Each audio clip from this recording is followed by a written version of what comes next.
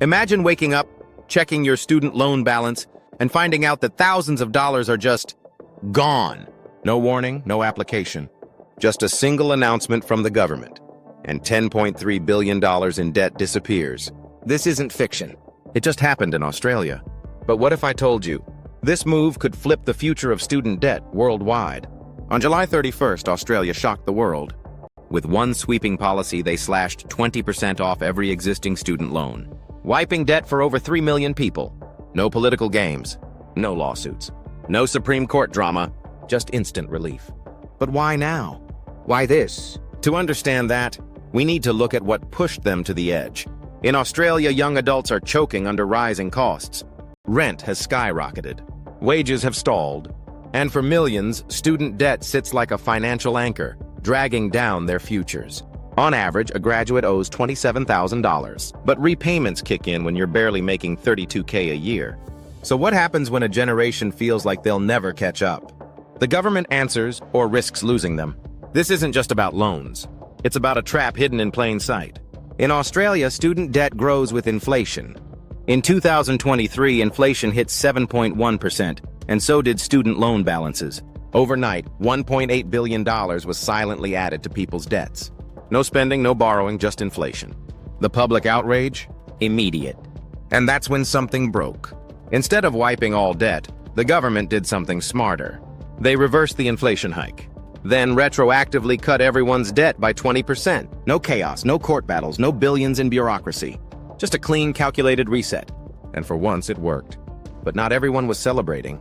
Meet Lisa. She paid off her $24K student loan last year. She got nothing. Jake, who borrowed this year? Also nothing. The forgiveness only hit a narrow slice. Those with timing on their side. To some, it was justice. To others, it felt like a betrayal.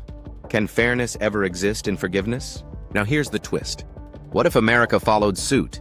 Biden tried student loan forgiveness. Blocked. Protests erupted. Lawsuits flew. But what Australia just pulled off, it's clean. It's universal. And it avoids every trap the US fell into. So what's stopping the richest country on earth? Canada's average student debt, $27,000. UK, over $54K.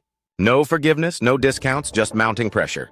But young voters are watching, and Australia just proved there's another way. So when one domino falls, how long before the rest tip over? Here's the uncomfortable truth. If forgiveness becomes policy, does it make overpriced education okay again? A 3-year Aussie degree costs up to $28K. In the US, it's over $37K per year. Is student debt the disease or the symptom of a broken education system?